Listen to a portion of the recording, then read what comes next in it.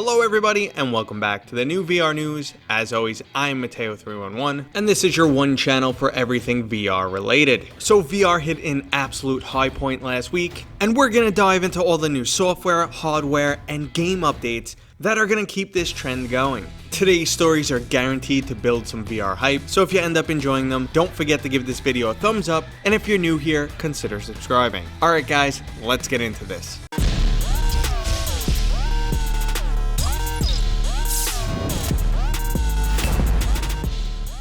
So first up in the game news, Half Life Alyx did not fail to deliver. The reviews are in and it's high marks across the board.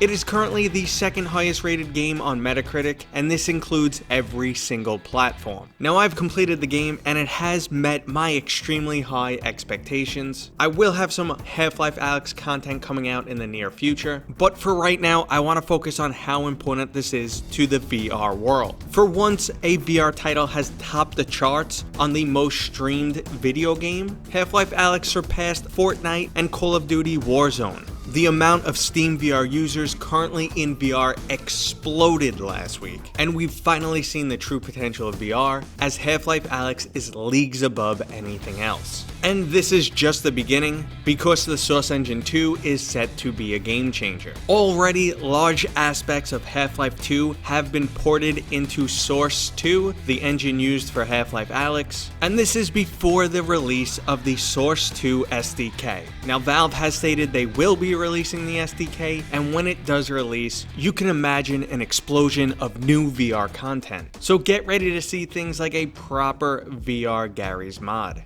So next up in the VR game news, we got a teaser trailer for a VRMMO called Elysia. Now the game is just entering a Kickstarter phase now, but there is playable content that contributors will get early access to, and from the footage that is currently available, it looks like this game already has a nice foundation. Now the question is, are we finally going to get a proper VR MMO, as both Nostos and Orbis VR were pretty disappointing. Next up, the Oculus Quest version of Arizona Sunshine has just received the Dead Man DLC package. This is a cross-buy product, so if you already own it on the Oculus Rift, you will get it on your Quest for free. Otherwise, it's only $2.50. So if you were looking for a little bit more Arizona Sunshine, well, here's your fix. Now Beat Saber has also released some new DLC. A Timberland song pack has been released for either a $1.99 per song or $7.99 for the full package. It looks like Facebook found their new cash cow with Beat Games.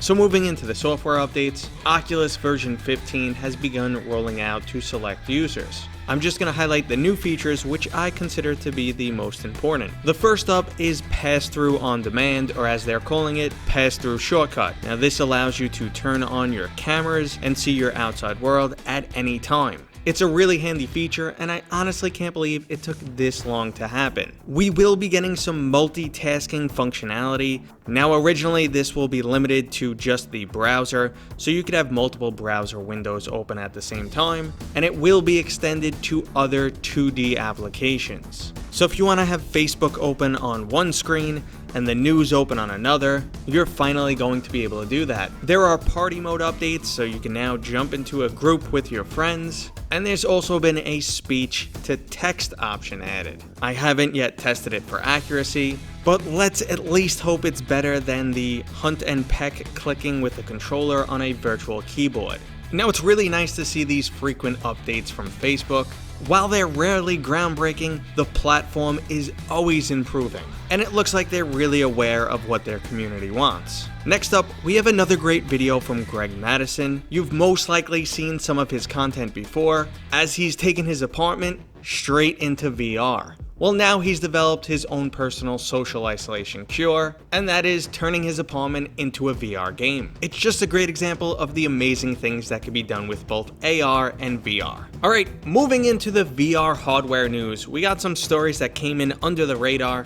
One was slipped in right around the same time as the release of Half Life Alyx, and the other was basically just a brief little footnote from Nvidia. We're gonna start with the latter, and that is Nvidia has announced a cheap eye tracking solution. So let me just quickly jump into the significance of eye tracking for VR. Currently, we want the highest possible resolution image to be on the screen while we're in VR. So images both near and far are crystal clear. You want to be able to read text and also see objects in the far distance. Now, the Oculus Quest struggles to just manage the native resolution of the device's screen, so it compensates with fixed foveated rendering. This renders the edges of the screen at a lower resolution, and at times it can be quite jarring. Now, they are helping resolve this by using dynamic fixed foveated rendering, meaning the performance of the GPU will be continually evaluated, and foveated rendering will only kick in when it is needed. Now, PC VR is on the exact opposite spectrum. PC VR games are generally running at the native resolution of the HMD in question. We then have the option to add super sampling to make things look that much better. This does, however, come at a significant performance hit. Now, Nvidia already has some great tools that help with both VR visual clarity and performance, and those include variable rate shading and variable rate super sampling. So currently, this only applies in certain titles and just to the center of your VR view. Now, in most cases, that's where you're looking the majority of the time. Your gaze is going to be directly forward. But there are scenarios in VR when you want to do things like maybe glance down at your watch. A lot of games use this as your HUD mechanic, and just like in real life, you generally don't bring your watch into the full center of your view. It's generally kept a little bit on the outskirts, and then you just glance over to it with your eyes.